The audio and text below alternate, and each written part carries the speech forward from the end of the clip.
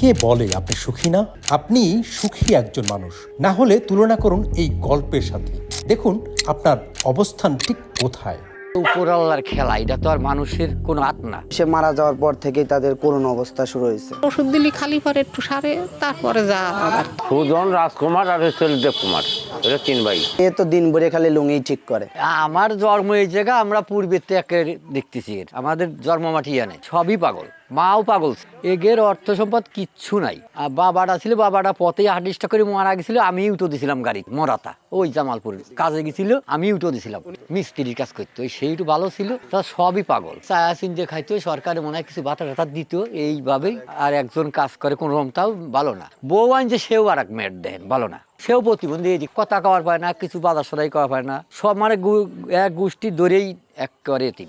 বাবা মরার পরে গ্রামীরা সাহায্য উঠোয়া এর সৎকাম করছে। মাটা মারা গেছে, মা সেই গোপাল দি ওর মামা বাড়ি দাফন কাপন করেছে, সেখানে কিচ্ছু করা পারেনি। উপর আল্লাহর খেলা, এটা তো আর মানুষের কোনো হাত না। তাছাড়া এমনি খুব ভালো, কারো ওই চুরি চারটামি করে না, মানে চায়া চিনতেও খায় না, ওই অম্বাই ওই যে পুড়িয়ে খায়।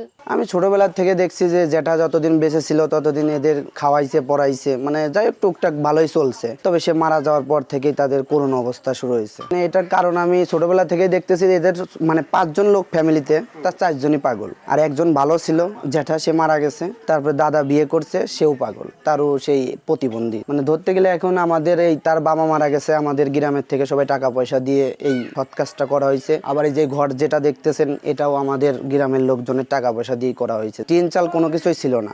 আসলে এই জায়গা ধরতে গেলে যে তাদের 1% জায়গা নাই, মানে এমন একটা পরিবেশ। এইখান থেকে আমাদের বাড়ি থেকে আশেপাশে থেকে চাল টাল লাইনে এদের খাওয়া দাওয়া, তাছাড়া সেরকম কোনো পরিবেশ নাই, কোনো অ্যাবিলিটিও নাই কারোর। এই ধরতে গেলে যে একজনের সাথে গেলে পরে 300 টাকা পাই, না হলে পাই না, তাও 200, 250, 300। তাছাড়া তার নিজের যোগ্যতাই সে পারবে না। চার দোকানে বসে থাকে, দেখলো কারোর অর্ধেক চা খাওয়াইছে, কাপটা কাড়িয়ে নিয়ে খাইয়ে নিল। আবার কোনো বাড়ি অনুষ্ঠান হচ্ছে, সে বাড়িতে উঠবে না, মারলে পরে উঠবে না। আর এই যে তো দিন ভরে খালি লুঙ্গি ঠিক করে, মাঝেজন দিন ভরে লুঙ্গি ঠিক করে।